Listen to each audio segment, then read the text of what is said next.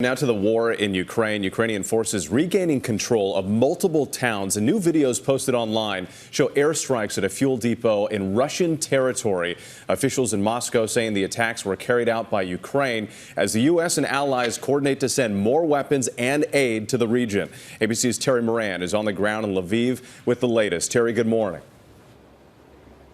Good morning. With this morning, Russia continues redeploying more forces from those battlefields right around the capital city of Kiev after those fierce Ukrainian counterattacks there. Ukrainian officials tell us those Russian units are heading east, where a major battle is shaping up as President Zelenski pleads for more heavy weapons to fight it.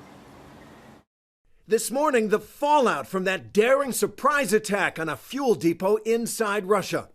Online videos show missiles apparently fired from two helicopters slamming into fuel tanks near the Russian city of Bolgorod, 20 miles from the Ukrainian border.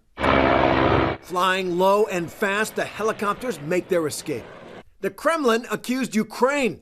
It's the first time Russia has admitted to an attack inside Russia by Ukraine since the invasion began. Ukraine's defense ministry would not confirm or deny their involvement. In the city of Mariúpol, that besieged and strategically critical port, Russia's relentless assault has blocked aid agencies like the Red Cross from bringing life-saving relief to roughly 100,000 people there, trapped and desperate, and evacuations are stalled. Behind me, there's medicine, there's food, there's hygiene items for people who are really in a great need. Ukrainian President Volodymyr Zelenski, in an interview with Fox News, renewed his demand for tanks and aircraft to change the dynamic on the battlefields and then at the bargaining table. Powerful weapons are needed to Ukrainians. Heavy weapons will give us an opportunity to talk with them at the negotiation table. This morning, the New York Times reports that the Biden administration will work with U.S. allies to send Soviet-era tanks to bolster Ukrainian forces in the eastern Donbass region of the country. Ukrainian forces, meanwhile, claim to have beaten back Russian forces north of Kiev, and Russians have withdrawn in several locations, but Human Rights Watch says the Russians are deploying banned anti-personnel mines to cover their retreat. Still, there's pride and moments of jubilation. Across Ukraine, everyone does something in the war effort. We visited the secret warehouse in Lviv in western Ukraine, where volunteers sort, pack, and ship out essential goods to the front lines. Everything you see in this vast warehouse has been donated by private citizens around the world. There's medical equipment, humanitarian supplies, ammunition, military equipment, and this first aid kit from Chicago. In the car, the mayor of Lviv tells me something you hear a lot in Ukraine. I believe in our victory. We must for freedom.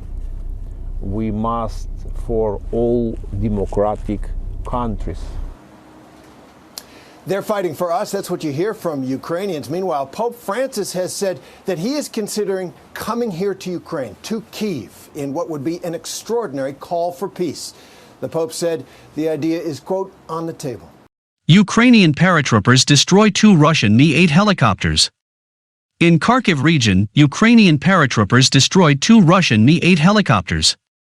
Since the start of the open Russian invasion, the units of the air assault troops of the armed forces of Ukraine destroyed a considerable number of weapons, military equipment and manpower, including helicopters of enemy military aircraft, the command of the air assault troops of the armed forces of Ukraine posted on Facebook. Yesterday, according to confirmed data, servicemen of the 95th Separate Air Assault Brigade of the Armed Forces of Ukraine shot down 2 Russian Mi-8 military transport helicopters. The helicopters were destroyed by a crew of Ukraine's Corsair portable anti-tank missile system in Kharkiv region. In fact, this is the first case when an air target was successfully destroyed by an anti-tank missile system, the publication reads.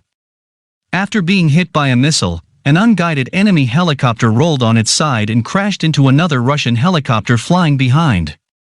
As reported on April 1st, the Ministry of Defense of Ukraine announced that Russia had lost more than $10 billion in military equipment in Ukraine.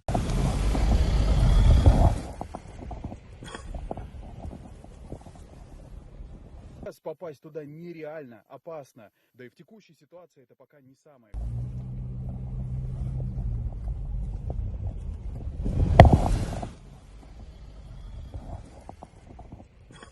It wasn't.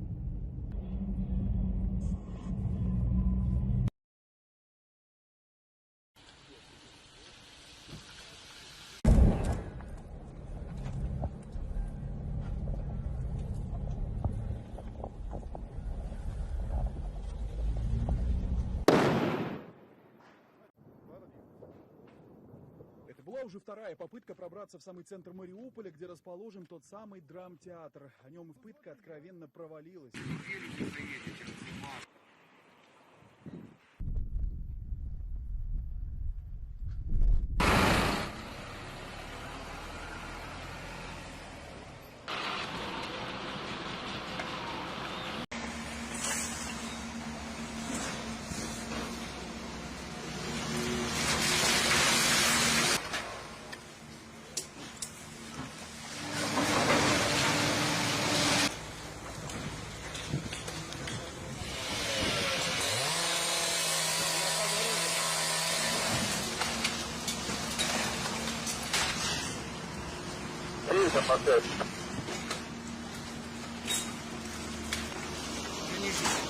Женщина откуда достала?